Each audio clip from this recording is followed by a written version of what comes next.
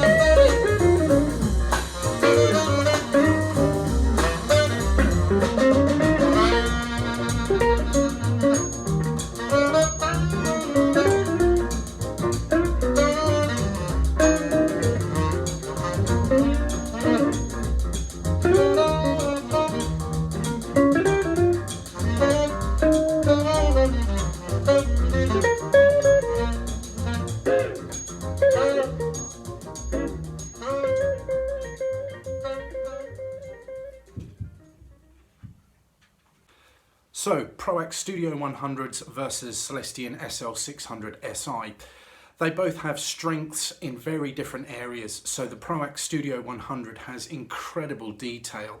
The speaker is really able to draw out every nuance in the recording. That's why they're used in recording studios, I should imagine. The SL600, it doesn't have that super detailed HF, but it is very much there. It's just slightly more rolled off. The copper tweeter is a little bit less efficient, but it does hold that true pistonic motion, and the tweeter's breakup mode is very, very high. Sound staging, I think the SL600s have a deeper sound stage, so the instrument placement in the sound staging is further back, and positioning of the instruments is more separated, as where the ProAc Studio 100s have a very wide and quite high sound stage, which is all attributed to the fact that they have that little bit more HF, that little bit more detail. In terms of bass response, they're quite similar. The ProAcs are a little bit more pronounced, but the SL600s are probably a little bit more depth to the bass. In terms of realism, that's really hard to say because I wasn't there when that track was recorded and I've never heard that track live. So who knows on realism. But in terms of which ones I really like, I love them both, but for very, very different reasons. The ProAc Studio 100s are exceptionally good at playing late night low levels because they'll pull out all of those details. So late night you're able to really enjoy a track or pieces of music because all of the details are there even at low volume. As where the SL600s are a true loudspeaker, they will play very loud. Because there's very low distortion in any of the drive units and very low coloration in the cabinet, you can play them at pretty high levels and still thoroughly enjoy them. But they're not quite so good at late night listening. So again, strengths and attributes. This was made apparent to me the other day when I was using the AVI Bigotrons, which have been on my home cinema setup. I've recently put the Spendor S8Es on the home cinema. Now before I continue on that, let's just talk about them. They were quite boring to listen to on the stereo. However, the Spendors on the home cinema, because of their scale and dynamics and low frequency response, they're phenomenal on movies. So again, it's finding what speaker does what well. So if you only listen to a particular genre of music, let's say something that's particularly bass heavy, then perhaps the SL600s wouldn't be for you. Perhaps the ProAcs wouldn't be for you either. Maybe a larger pair of floor standing speakers would. If you listen to very delicate female vocals and maybe just an acoustic guitar, the SL600s will do that phenomenally well. So speakers really have strengths in particular areas, and I probably shouldn't do A/B comparisons between them because that does give you a false indication of what the speaker can do. But I enjoy doing that. It's very interesting to get into the mind of a speaker designer and see what they were trying to accomplish with that speaker. And for me, nearly all of them are a similar design. They're all two-way stand mount speakers apart from the S8Es, and they're all British. And they all do have that kind of British romantic sound to them, to be honest with you. But I'll leave it up to you guys to decide which you thought was the best. I like both of them, but for very different reasons. I will do a huge shootout with all of them once my stands arrive for the classic 2.3s. But I've got a question to ask. Would you prefer that I played a piece of music and chopped it up so each speaker is portrayed within one song? Or would you like the intro played, let's say, 6 or 8 times, so you get an impression of how the track builds up, how speakers handle dynamic range? I'll put that to you, and I will do whichever method you guys prefer. Obviously not an incredibly long piece of music, something like Dire Straits' Telegraph Road 8 times over will make a very long video. The other thing is I am working on microphones. For this big shootout, I want the microphones to be as the best way I can pick up how the speakers sound, because I know this isn't ideal how it's being done at the minute, but it's the best I can do with the equipment I've got at the minute. Anyway guys, I can hear a beeping, which means my eggs have boiled. Take care, I'll speak to you soon.